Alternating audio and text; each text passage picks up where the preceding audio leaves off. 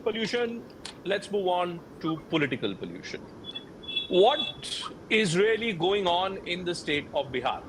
And specifically, what's going on in the first family of Bihar's politics right now? Lalu Prasad Yadav made a big mark for himself by stopping Lal Krishna Advani's Rath Yatra way back in the 1990s. From there to now, where Laluji is being forced to be confronted with his own family members squabbling with each other. Squabbling with each other, and how? Rohini Acharya, his daughter first comes out and she makes it clear that there are enough opponents in the family to her who are there. Then her other sisters also follow, and everyone takes the same position that there is a problem in the family. Now, there are some very specific inputs that we have got, and great pleasure for us to be welcoming Yashovardhan Azad, well-known IPS officer, good friend of Squirrels.in, himself a podcaster. His show Yashoism has spoken extensively on what ails the state of Bihar. Also being joined by Kanhaiya ji, who's another ace journalist looking at all events which are unfolding in the state of Bihar. We'll be joined by Deepak, another esteemed editor from Bihar who has very, very close insights about the entire Lalu family. And of course, Amish will be there with us all through. Yashoji, let me first begin with you. You know, this argument that Rohini Acharya has been insulted, that she's been insulted, she's been belittled, and the specific terminology that she is used for all daughters-in-law, that if you are a daughter-in-law, look after your sasural, look after your husband, look after your children, that's your real family, and your brother or your mother or your father and the maternal side is not your real. I mean, don't be too bothered about that. You want to respond to that, Yashoji? Because while I may feel for Rohini about the way she has been handled, but I don't necessarily agree with this piece of advice which is being given by her, that if you're a daughter-in-law, you should only be bothered about your in-laws. Well, I would say the other way. I think the daughters are most attached to fathers and to parents. In fact, in my case, also I have one daughter, and she's extremely attached, despite she having mother-in-law, father-in-law, and the husband. So I don't think this advice is correct. And besides, it doesn't apply for Rohini, who I have a lot of regard for, because she's the one who donated the kidney to her father. So she has every right to come. And besides, she's a professional in her own right. She lives in Singapore with her husband, and she's doing fairly well. So if she had come to Patna all the way, she had come on her own accord to help out with the family, and she should be respected for that. So I don't go by this logic at all. It's really unfortunate. It is their personal matter, definitely. So I cannot say much except for the fact that this is wrong. I mean, the Rohini deserved all the respect and all the welcome at Laluji's place. अब मैं आपको बताऊं यशु जी और अग्निश यहाँ पे हैं, तो एक मैं आज काफी, आप जानते हैं कि भाई बिहार में बड़े लोग हैं, खासतौर से पटना में जो हमारे बड़े पुराने मित्र हैं, कुछ ऐसे लोग जो लालू जी के परिवार से बहुत बहुत गहरा नाता रखते हैं। तो मेरी आज उनमें से करीबन 2 लोगों से आज बड़ी लंबी 1-8 घंटे मेरी उनसे बातचीत हुई। तो मैं कुछ ग्राफिक्स प्ले करना चाहता हूं, यदि वो ग्राफिक्स अगर रेडी हो, हमारे प्रोड्यूसर्स उनको अगर प्ले कर सकेंगे। दरअसल हुआ क्या था, लालू जी के परिवार में जो आंतरिक क्लेश है, लालू जी के परिवार में जो आंतरिक कलह है, वो इसलिए नहीं है चूंकि रोहिणी आचार्य तेजस्वी से नाराज हो गई। वो इसलिए है चूंकि रोहिणी आचार्य और तेजस्वी की जो वाइफ है, अलेजिडली इन दोनों के बीच जो है वो समागम नहीं बन रहा। रोहिणी ने जब कुछ रिस्पॉन्सिबिलिटीज लेने की बात की और उस पे उनकी बात पे लालू जी का कुछ सकारात्मक रुझान आया, उसको लेकर तेजस्वी से ज्यादा तेजस्वी की वाइफ जो है वो रोहिणी के ऊपर ज्यादा आग बबूला हो गई। और इसी के कारण रोहिणी अपना बैग बस्ता लेके वो निकल गई और सीधे एयरपोर्ट चली गई। और उनके एयरपोर्ट जाने के बाद रोहिणी की जो बाकी बहनें थी, मुझे बताया गया कि रोहिणी जब कार में जा रही थी एयरपोर्ट की तरफ, उन्होंने कार से ही अपनी बाकी बहनों को भी फोन किया कि हम सबको यहां से चले जाना चाहिए और यहां पर जो है हम लोग की इज्जत नहीं होगी। मुझको ये भी बताया गया कि लालू जी और रबड़ी जी बड़े दुखी थे। लालू जी ने तेजस्वी को, ऐसा मुझे बताया गया कि तेजस्वी से उन्होंने अपील भी किया कि जो हो रहा है गलत हो रहा है, ऐसा नहीं होना चाहिए, लेकिन तेजस्वी अपनी श्रीमती जी के व्यवहार के सामने या उनके सामने तेजस्वी जी संभवतः कुछ बोलने को तैयार नहीं थे। ऐसा ऐसा हमें ऐसी हमें जानकारी प्राप्त हुई है। अवनीश, अगर इस प्रकार का घटनाक्रम जो जो पूरा घट रहा है, अगर इस प्रकार का घटनाक्रम घटा है, तो सबसे पहले तो ये बताओ कि राष्ट्रीय जनता दल का अब होगा क्या? ये जो उनके पूरे परिवार की जो अंदरूनी कहानी है, ये राष्ट्रीय जनता दल जैसी पार्टी हमने कुछ समय पहले हमने मायावती के साथ देखा था। ऐसा जब मायावती और उनके भतीजे के बीच देखिए अनबन हो गई, उसमें भी कुछ ऐसा हुआ कि नहीं, जो भतीजा है, भतीजे का जो ससुर है, भतीजे का ससुर पार्टी के ऊपर कब्जाना चाह रहा था, तो इसलिए मायावती जी नाराज हो गई। वैसा ही कुछ हम अब देख रहे हैं। ये क्या पारिवारिक ड्रामा जो है, ये क्या दर्शाता है आपको? देखिए, पारिवारिक ड्रामा तो ये होना था, इसलिए क्योंकि जब भी कोई गृह लक्ष्मी घर में आएगी, वो चाहेगी कि उनका जो घर है, उनके पति का घर है, वो बिल्कुल उनके कब्जे में हो। ये कोई भी गृह लक्ष्मी चाहेगी। पुराने ज़माने में हम भी एक मिक्स्ड फैमिली में रहते थे, तो हमारे जो परिवार के मुखिया और सदस्य थे नाना, और नाना क्या नानी थी एक्चुअली, तो वो जो भी कहती थी वो सब वो सुनना पड़ता था। आज वो स्थिति बदल गई है। देखिए, आप जहाँ तक राष्ट्रीय जनता दल की बात कर रहे हैं, ये लालू जी का करिश्मा था जो कि इस पूरे पार्टी को चला रहा था, और उनके करिश्मे के चलते उसमें फलते फूलते रहे इनके परिवार के लोग, चाहे उनकी बेटी हो चाहे वो बेटा हो।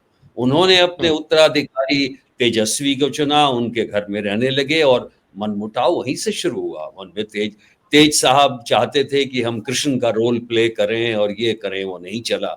सिस्टर्स को भी एक ना एक समय समझना चाहिए था कि जो पत्नी है तेजस्वी की, वो अपना हक मांगेंगी। मैं अगर लालू जी अभी हेड रहते, इफेक्टिव रहते और एक्टिव रहते पॉलिटिक्स में, तो ये नहीं होता। ये भी कह रहा हूँ, ये बड़े दुख की बात है। लेकिन चूंकि शक्ति छीन हुई है, आपने देखा होगा कि उनको एक ही बार कैंपेन करने दिया गया। उनको राष्ट्रीय कैंपेन वाला जो जो जो ये था, स्टेज था, उस पे भी नहीं बैठाया गया। तो जब शक्ति छीन होती है तो फिर तो बात तो सही है, ये घटना का होना बिल्कुल अवश्यंभावी था। ये तस्वीरें हम देख रहे हैं, मुझे याद है, and to remind everybody, I remember when Rohini actually took the step of donating her kidney to Lalu Yadav.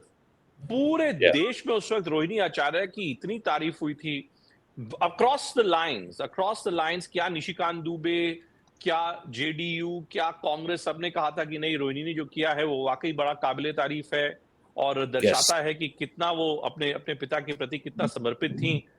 इस प्रकार का घटनाक्रम, अवनीश, इस प्रकार का घटनाक्रम अवनीश जब घटता है और रोहिणी आचार्य बाहर निकल के ऐसा कहती हैं, मैं ये समझने की कोशिश कर रहा हूं कि इसमें लालू जी या राबड़ी जी की चुप्पी वो क्या दर्शा रही है आज की डेट में? नहीं, देखिए, यही दिखा रही है कि उनका कंट्रोल परिवार पर और पार्टी पर, दोनों पर कमजोर हुआ है। पार्टी के राष्ट्रीय अध्यक्ष भले बने हुए हैं या विधान परिषद में राबड़ी देवी नेता प्रतिपक्ष बनी हुई है, लेकिन इसके बावजूद उनका पार्टी के अंदर, परिवार के अंदर प्रभाव कम हुआ है। अब आज ही विधायक दल की बैठक हुई और उस बैठक में उस परिवार की एक बहन मीसा भारती, जिनसे कल रात को सभी बहनें मिली थी, राजलक्ष्मी मिली थी, इसके अलावा रागिनी मिली थी, चंदा मिली थी, राजलक्ष्मी, सारे लोग मिले थे और कल रात को सबके सब मीसा भारती के घर गए थे।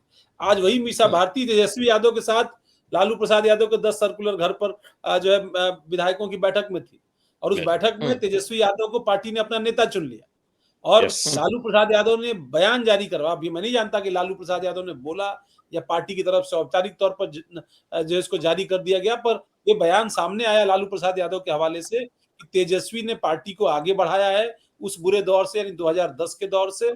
तब तेजस्वी ने पार्टी को चूंकि आगे बढ़ाया, इसलिए पार्टी में अभी भी वही आगे रहेंगे। इसलिए पार्टी विधायक दल का नेता, यानी बिहार की विधानसभा में नेता प्रतिपक्ष जो है वो तेजस्वी यादव ही होंगे। तो ये बात उन्होंने बहुत साफ की कि उनका राजनीतिक उत्तराधिकारी अभी भी तेजस्वी यादव है और तेजस्वी यादव का नियंत्रण फिलहाल परिवार पर दूसरे सदस्यों की अपेक्षा ज्यादा है और पार्टी पर भी उनका नियंत्रण ज्यादा है। तो ये एक बहुत साफ तौर पर बात है। अब क्या हुआ कि कैसे घटनाक्रम हुआ और कैसे सारी चीजें करने की कोशिश हुई। जिस वक्त ये वाकया शुरू हुआ और जिस वक्त के बाद ये कहा सुनी शुरू, देखिए सब वेल एस्टैब्लिश्ड है, सब इंडिपेंडेंटली अपनी जिंदगी भी जी सकती हैं, लेकिन बिहार की राजनीति और लालू यादव का परिवार जो है वो आपको वो जो सुप्रीम ताकत देता है, जो पहचान देता है, वो चाहे आप सिंगापुर रहिए, चाहे गुड़गांव रहिए, चाहे वो गाजियाबाद रहिए, उनकी जितनी भी बहनें हैं उन सब के लिए वो उसी तरीके से कस्तूरी मृग के कस्तूरी जैसा है, तो वो उनको सबको चाहिए, वो वही पाने की कोशिश वहां भी थी। अब रोहिणी आचार्य लोकसभा का चुनाव लड़ चुकी हैं, वो चुनाव हार गई राजीव प्रताप रूडी के खिलाफ। मीसा भारती चुनाव दूसरी बार लड़ी, वो इस बार चुनाव जीत गई, तो अब वो लोकसभा की सांसद हैं। तो सब अपनी अपनी पोजिशनिंग समझते हैं। राजलक्ष्मी के पति उत्तर प्रदेश में तेज प्रताप यादव, जो अखिलेश यादव के भतीजे हैं, विधायक है करहल से, उनकी छोड़ी हुई सीट पर अखिलेश यादव की। इसी तरीके से रागिनी के पति आप जानते हैं कि वो गुड़गांव में अजय यादव का परिवार और सारे लोग, उसी तरीके से चंदा, ये सारे लोग वेल एस्टैब्लिश्ड हैं, लेकिन सबको बिहार के पटना के लालू प्रसाद यादव के परिवार से वो चाहिए। सो वो छत्ता है, मतलब लालू यादव वो मधुमक्खी का छत्ता है, उसमें से जो वो फैमिली डिस्कशन जब हुआ और उसमें रेचल से पहले रागिनी ने ये बात डाल दी कि भाई चुनाव में ऐसा ऐसा हुआ है, लोग ये कह रहे हैं कि संजय यादव और इन लोगों की वजह से, इनकी टीम की वजह से गड़बड़ हो गया, कौन से चाणक्य हैं ये जो चुनाव नहीं जीता पाए, हम लोग को इतनी बुरी गति हमारी हो गई। अब जब परिवार में बहनें इस विषय पर चर्चा करने के लिए आगे बढ़ी, तेजस्वी हैं तो सबसे छोटे, अब वो काउंटर अटैक के तौर पर उसको तेजस्वी ने लिया। इस बयान के बीच में रेचल आई, रेचल के बीच में फिर रोहिणी आचार्य आई।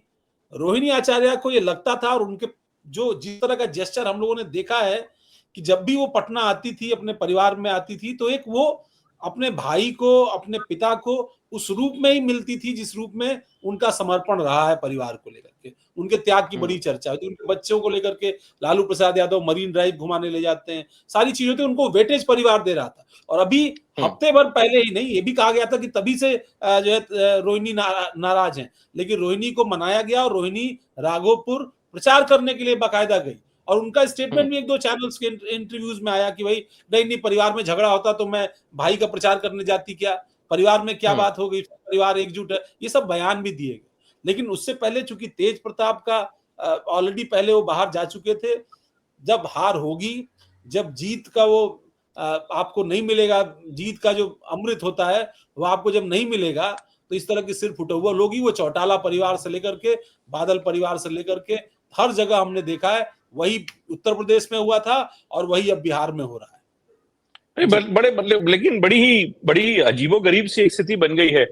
हम लोग हास्यास्पद इसको कह सकते हैं, but Yashojit, something, it reflects something far deeper, doesn't it? You look at political families, look at the plight of political families, look at the Thackeray clan in Maharashtra, right? There was a legendary battle between Uddhav Thackeray and Raj Thackeray. Of course, it's a different thing, and now that Uddhav Thackeray is on the margins and Raj Thackeray is on the margins, so both of them have decided to bury the bridges, right? Look at Sharad Pawar, right? When it came to Ajit Pawar versus his daughter, it led to a split in the party. Akhilesh Yadav, the erstwhile chief minister of UP, he had to really fend off a massive rebellion from his own relatives, from Shivpal Yadav to Amar Singh and Ram Gopal Yadav and whatnot. Does it show somewhere, Yashojit, that actually the space for family-oriented politics, do we say that space for family-oriented politics is now reducing now? I would put it in a different way. I will say that the family-oriented politics has a limited shelf life. Except barring, if you talk about the Pandit Nehru's family, which is really so well coalesced that it has never split, and it has remained the same. I mean, yes, we can talk about Vijay Lakshmi Pandit and Indiraji and things like that. But otherwise, if you see, there has been no difference at all between the three, whether it's Sonia Gandhi, whether it's Rahul and Priyanka.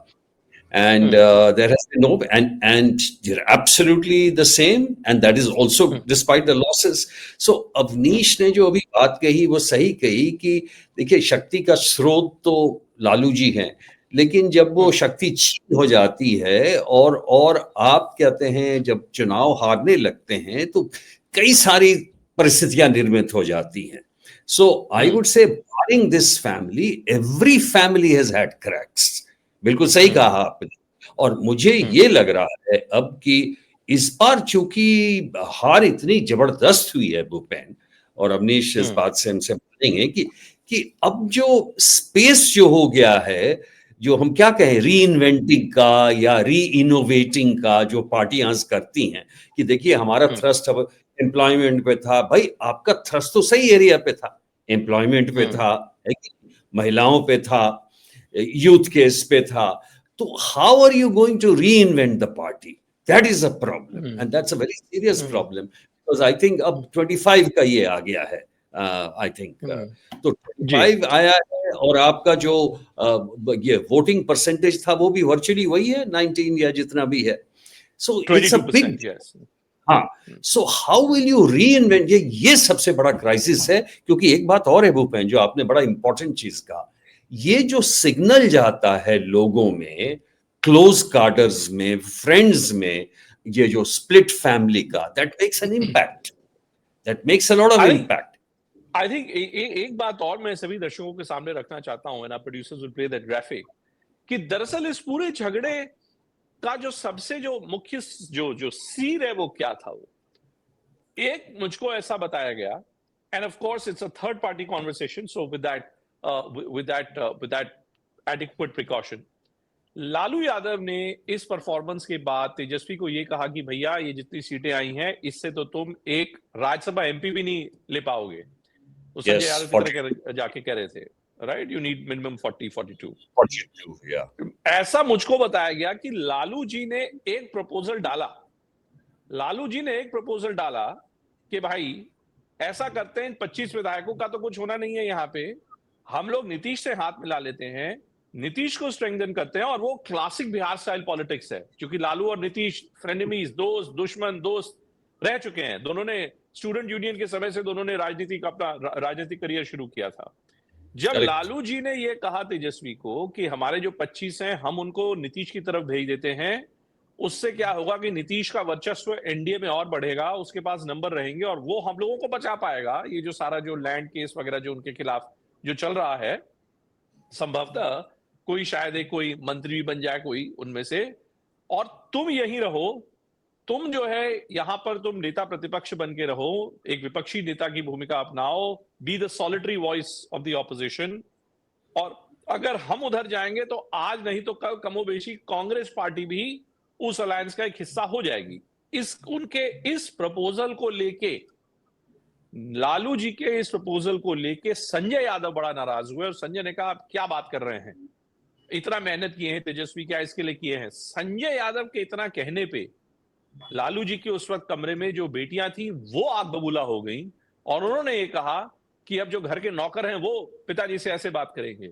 उसके कारण कहीं तेजस्वी की wife आगे हो गई, तो कहीं तेजस्वी आगे हो गए, फिर रोहिणी और रोहिणी की जो बहनें थी, जो बाकी लालू जी की जो बेटियां हैं, वो सब आगे आ गई. लेकिन इसका भी जो बेस है ना, देखिए वो ये दर्शाता है वो कि लालू जी इन 25 विधायकों के साथ भी, इनके बावजूद लालू जी एक शार्प पॉलिटिक्स करने की सोच रहे थे. How to stay relevant. Yasho ji, I don't know if you word something like this, but seems to be a very plausible theory to मी.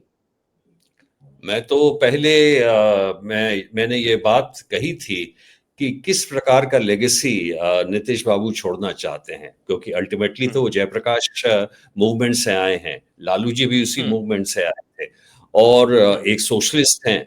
कुछ भी कहिए, नीतीश के खिलाफ ऐसे कोई छाप नहीं पड़ी है किसी करप्शन या इस तरह की.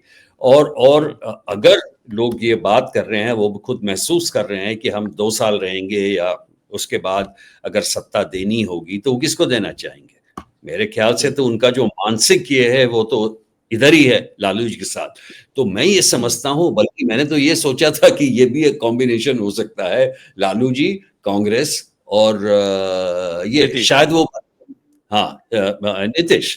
तो मेरे ख्याल से Lalu ji is definitely a very sharp player, और वो अगर जो कहते हैं उनके दिमाग की जो फितरत है वो चलती है सही दिशा में, इसमें कोई शक नहीं, for the safety of the family and for the safety of the party. और उस हिसाब से I totally agree with you, जो पॉसिबिलिटी एक पॉलिटिशियन देखता है वो करता है, और अब बाहर का आदमी इसमें अगर ये टांग लगाए तो I mean I totally agree with the family, but ultimately अभी तक तो यशो जी ये कहा जा रहा था ना कि संजय यादव बड़े परिपक्व नेता हैं, संजय यादव के पास जो है ऑर्गेनाइजेशन की पूरी कमांड है, सारे विधायक और चाणक्य कहे जा रहे थे, चाणक्य कहे जा रहे थे, कितना बढ़िया चल रहा था। लेकिन बात वही है, when something goes wrong then everything goes wrong, then you know that एक चीज और है भूपेन, देखिए ना, एक चीज और है, you know what is the role of a consultant?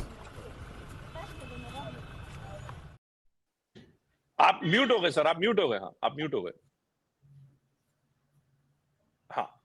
हाँ, मैं ये कह रहा था कि अल्टीमेटली आप देखिए कि what is the role of a consultant और what is the role of an advisor. I mean he is not the chairman, right? Prashant ji भी स्ट्रेटेजिस्ट रहे।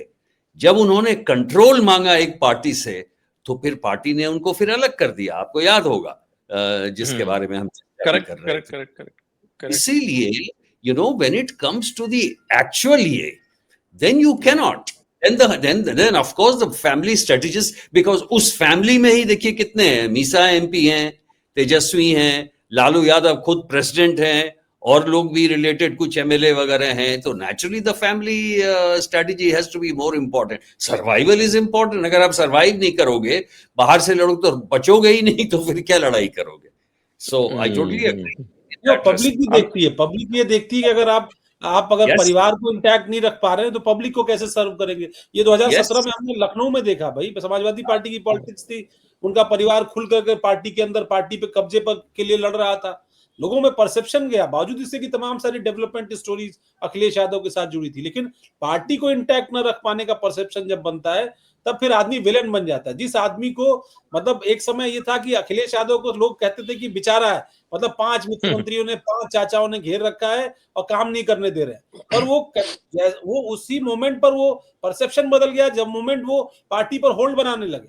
ये हो गया कि अरे बताओ, जो है चाचाओं ने, पिता ने, सबने लेगेसी दी और इस आदमी ने सबको पार्टी से बाहर कर दिया।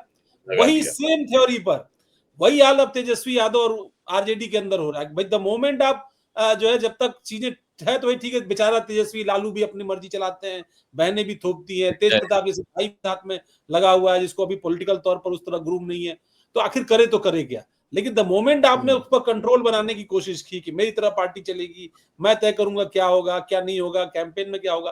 क्लासिक एग्जांपल है तेजस्वी यादव का जो मिसमैनेजमेंट है, उसका जेएमएम का केस। आप हेमंत सोरेन और उनकी पत्नी को बगल के राज्य से प्रचार करने के लिए बिहार में नहीं ला पाए, जबकि बिहार पहले इंटीग्रेटेड बिहार का हिस्सा था, झारखंड, और आप नहीं ला पाए। आपका मंत्री वहां है, आपके विधायक वहां सरकार में है, और आप उनको प्रचार के लिए नहीं ला पाए, और आप उनको 2 सीटें नहीं दे पाए। आपने 2 सीटों के लिए उनको तरसा दिया, और आज नतीजा क्या हो रहा है कि सुबह से या कल से लगातार खबरें चल रही हैं कि हेमंत सोरेन अब एनडीए में चले जाएंगे, नाराज है, ये दुनिया भर की खबरें जो है वो तैयार हो रही है। लेकिन सबसे बड़ी चीज क्या कि आपके पास जो सोर्सेस थे कैंपेन करने के लिए, मूड बनाने के लिए, अब बहुत करीबी लालू प्रसाद यादव के शिवानंद तिवारी है। उन्होंने उनको धृतराष्ट्र लिखा है इस व्हाट्सएप पोस्ट में। उन्होंने कहा कि उनकी भूमिका धृतराष्ट्र जैसी है। मैं राष्ट्रीय उपाध्यक्ष पार्टी का चेहरा था, लालू प्रसाद यादव का दोस्त था, लेकिन अचानक मुझे तेजस्वी ने न सिर्फ राष्ट्रीय अध्यक्ष के पद से उपाध्यक्ष के पद से हटाया, बल्कि कार्यकारिणी से भी बाहर कर दिया। तो अब मुझे क्या है, मैं मुक्त हो चुका हूं, फुर्सत पा गया हूं, अब कहानियां सुनाऊंगा।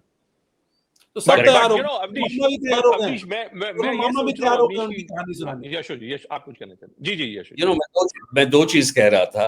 अब स्थिति ये आ गई है, क्योंकि लालू जी अगर कंट्रोल में नहीं रहेंगे तो सोरेन भी झारखंड में फिर आरजेडी को घुसने नहीं देंगे, नंबर 1।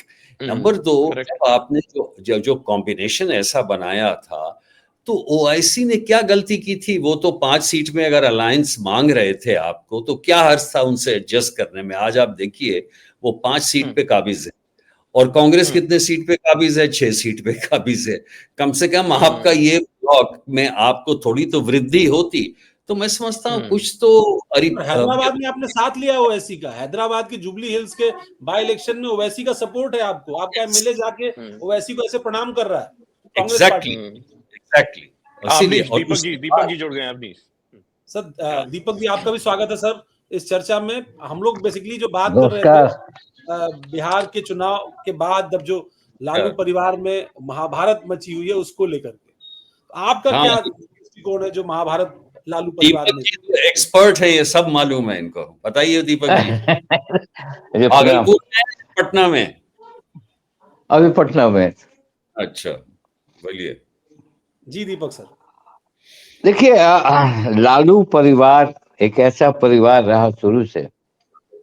आपने देखा कि उसने जो चाहा पॉलिटिक्स में उसने वही किया, लालू प्रसाद यादव ने। और लालू प्रसाद यादव के बारे में बताने की जरूरत नहीं है, लालू प्रसाद के किस्से अनेक हैं और लालू प्रसाद ने किस तरह से बिहार में रूल किया है वो भी थी। मगर अभी जो जो मसला है ये अभी का नहीं है मसला, ये मसला शुरू हुआ है 1 साल से। 1 साल से आग लगी हुई है उनके घरों में। देखिए, रोहिणी आचार्य एक ऐसी लड़की साबित हुई जिसने अपने बाप को, पिता को किडनी दिया और बड़े शाबाशी उसको मिली बिहार में। और मगर उसकी आकांक्षा जरूर थी कि वो कुछ करे, कुछ पॉलिटिक्स में आए। देखिए, एक बड़ा परिवार है लालू, एक बड़ा परिवार है, पॉलिटिकल परिवार है। और उस परिवार में जो आकांक्षाएं हैं, जो आशाएं हैं, वो हर बच्चों में एक है। कुछ बच्चे अलग हो सकते हैं, मगर जिस तरह से लालू की फैमिली में लालू परिवार के लिए माने जाते थे कि भाई लालू के ऐसा पिता बहुत कम मिलता है। उन्हें बेटा को, उसने पत्नी को सीएम बना दिया, बेटा को डिप्टी सीएम बना दिया, एक बेटा को मिनिस्टर बना दिया, दोनों साला को एमपी बना दिया। उसके बाद एक बेटी को राज्यसभा भेज दिया, एक को छपरा से चुनाव लड़ा दिया। लालू ने जो चाहा वही किया। और लालू का जो ग्राफ है वो गिरता है उठता है, गिरता है उठता है। ये चुनाव में, ये चुनाव तो अलग है, मगर इससे पहले जब राज्यसभा के लिए एक सीट जो आरजेडी के लिए था, उसे 2 सीट था, सॉरी 2 सीट था, उसे संजय यादव जो कि एडवाइजर थे उनको भेजने के लिए तेजस्वी, चूंकि तेजस्वी को उन्होंने दे दिया, बेटा अब तुम चलाओ, अब तुमको उसमें दिखा कुछ, और तेज प्रताप को साइड किया। तो यह कहने का मतलब है कि ये लड़ाई उस वक्त की है कि रोहिणी आचार्य जाना चाहती थी राज्यसभा और उन्हें नहीं भेजा गया। और तेजस्वी यादव ने किसको भेजा? संजय यादव को, उनके क्रिकेटियर मित्र जो एडवाइजर थे, पॉलिटिकल क्या कहते हैं, एक्सपर्ट हो गए, उनके घर के रणनीतिकार हो गए, उनके घर के सबसे इंपॉर्टेंट आदमी हो गए। और इग्नोर हो गई फैमिली, फैमिली इग्नोर हो रही थी। तेज प्रताप को क्यों हटाया भाई? क्या बताया लालू प्रसाद यादव ने, मैंने अपने बेटे को डिसोन क्यों किया? कुछ तो वजह होगी।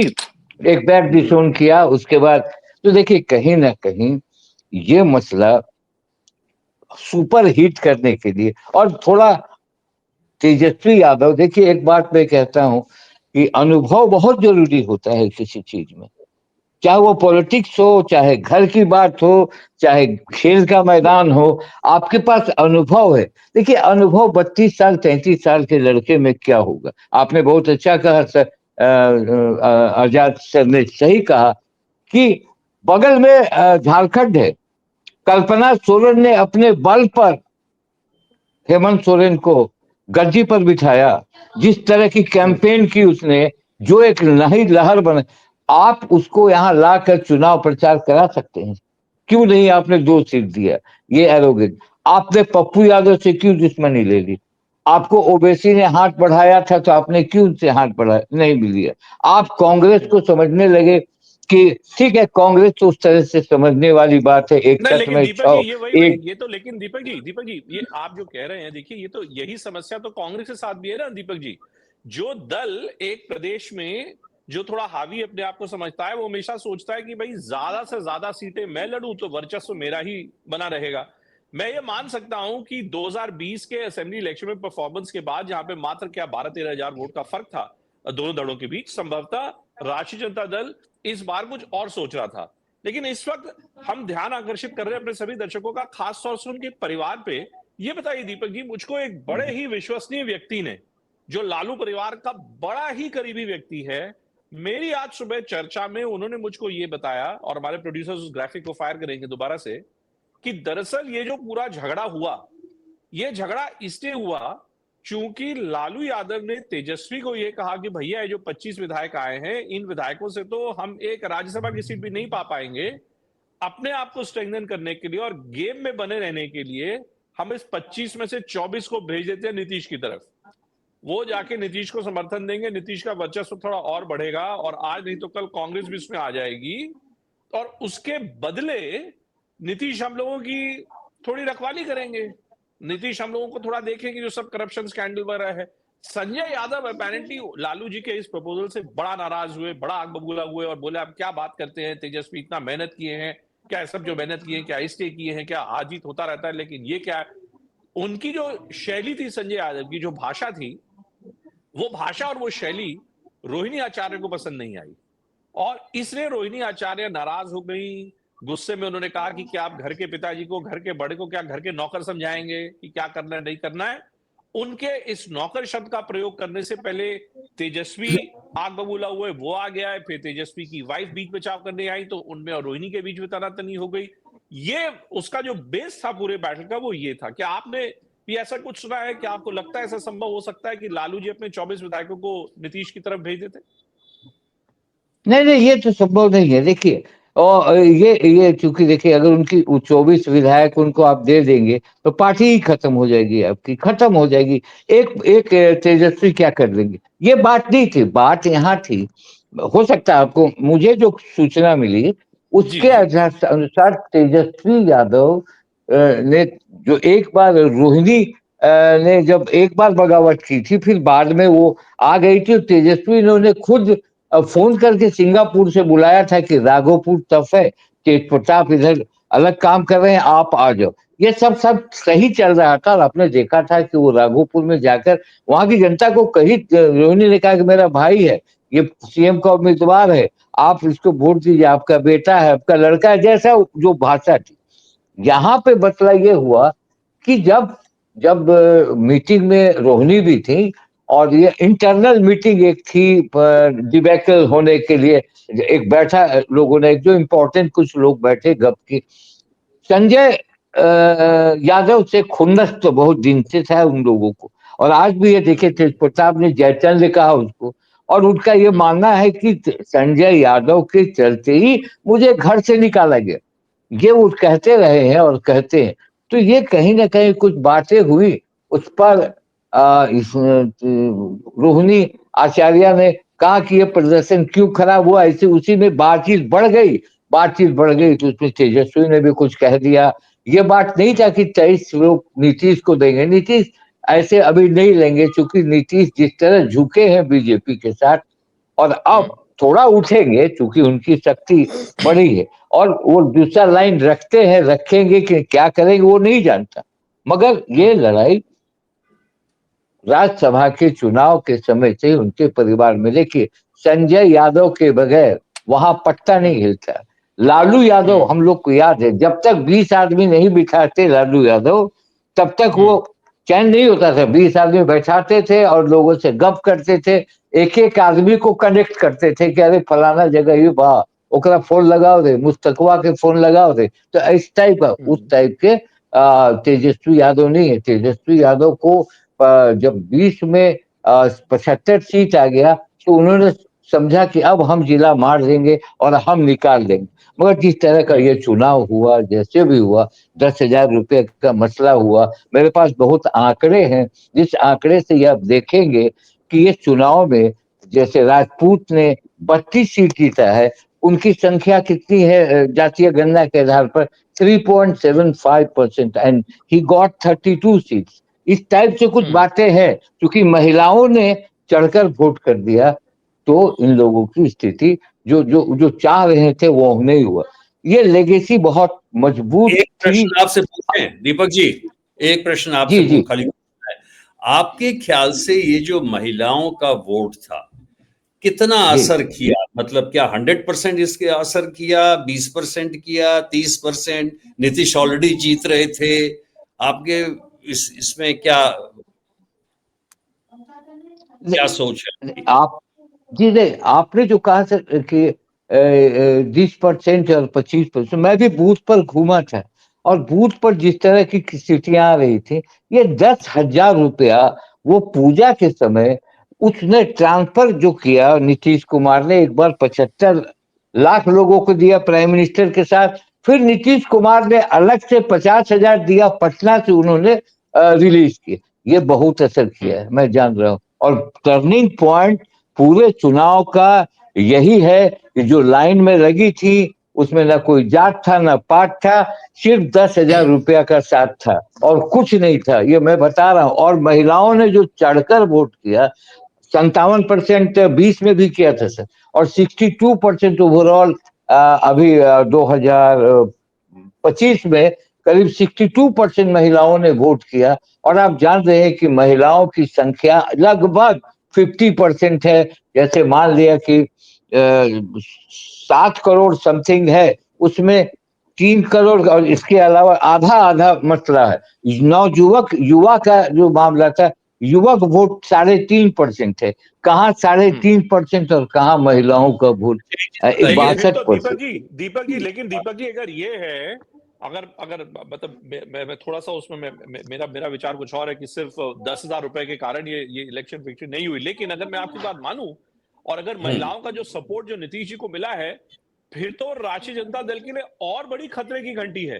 क्योंकि एक और जो राष्ट्रीय जी जनता दल का अपना जो सामाजिक बेस है, मुस्लिम और यादव समीकरण का, वो थोड़ा सा ध्वस्त होता दिखता है। क्योंकि एनडीए के पास ज्यादा यादव एमएलए हैं, एआईएमआईएम के पास जी मुस्लिम एमएलए हैं, और दूसरी ओर जो महिला वर्ग है, भाई ये रोहिणी आचार्य और लालू जी की जो बाकी बेटियां हैं, जो कुछ जो बोल रही हैं, सब पूरे बिहार के पूरे देश के सामने हो रहा है।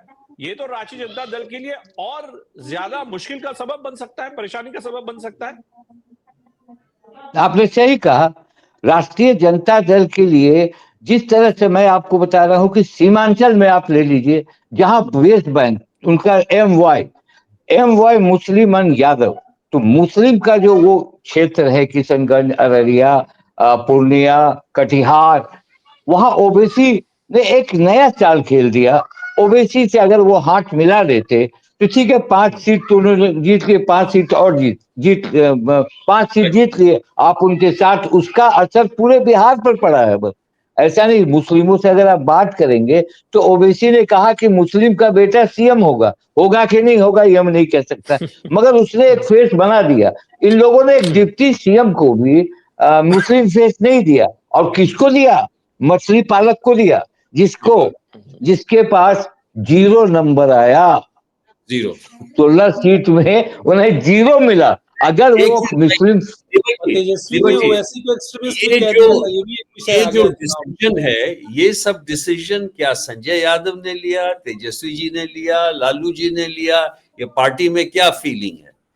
क्योंकि इससे बड़ा देखिए, फर्क पड़ता है। लालू यादव ने पहले ही कहा कि अगर मैं नहीं हूं तो सारे पार्टी का काम और टिकट बंटवारे से लेके सब कुछ तेजस्वी करेंगे। और उस समय मीसा भारती को बहुत दुख हुआ था, मीसा भारती उस लाइन में थी। मगर संजय यादव का जो डिमांड था, वो संजय यादव ने जिस तरह से, संजय वहां की एक टुकड़ी बनी हुई थी, संजय यादव, शक्ति यादव, तेजस्वी यादव, और एक जमीर, या अभी नया नया नाम सुना हूं कि वो आया है, वो ये अमित चार। नाम है। मगर जी जी जी, वो जो टिकट का बंटवारा हुआ ना, वो डोमिनेट किया संजय यादव। ये यानी देखिए, वहां अब्दुल बारी सिद्दीकी बड़े सीनियर आदमी, वहां यस। मंगनी लाल मंडल बड़े सीनियर आदमी, वहां और जितने लोग थे वो तो संजय यादव से सीनियर लोग थे ना। कोई हस्तक्षेप नहीं। और लालू ने समझा कि ये तो 20 में बहुत शानदार काम किया था, ये कर लेगा, चलो ठीक है, चलो ठीक है। मगर ये टिकट का बंटवारा जो हुआ, और फ्रेंडली फाइट भी हो गया।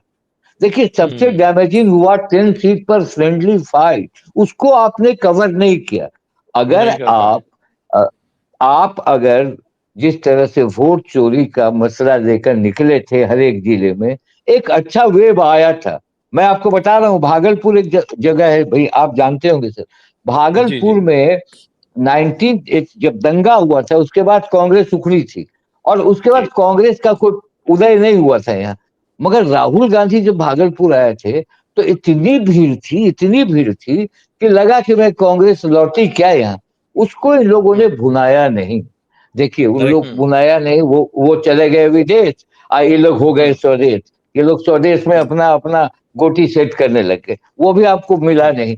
आप जी लड़ाई तेजस्वी यादव कभी पप्पू यादव से नाराजगी, कभी कन्हैया कुमार को नहीं आने देंगे, कभी ओवैसी से हाथ नहीं मिलाएंगे, कभी, यानी उन्होंने ये समझा मतलब कि तेजस्वी शो MY। होना था, तेजस्वी जी शो जी, होना था, उन्होंने तेजस्वी शो समझा, होने नहीं जी दिए जी जा जी, रहे, होने नहीं उन्होंने दिया जा समझा रहा। कि MY इज माई, माई मेरा ही है माई, तुम्हारा मेरा माई है, MY माई है, तो वो वो तो नहीं भूल हो गए सकता। और कि उनके MY में, पास लालू, वो लालू का था, वो तेजस्वी का नहीं था, वो लालू का समीकरण या था, वो लालू जी के समीकरण के कारण उनके अट्रैक्शन था, एक तीव्रता करेक्ट। थी वो लालू के साथ। But Yasho ji, my final question to you sir, ये जो पूरा प्रकरण जो हम लोग देख रहे हैं, what do you think? Do you think it's possible, much like what we have seen, let's say in the NCP, where someone had the courage of walking away with the party symbol, Ajit Pawar, walking away, onto the other side with almost the entire party?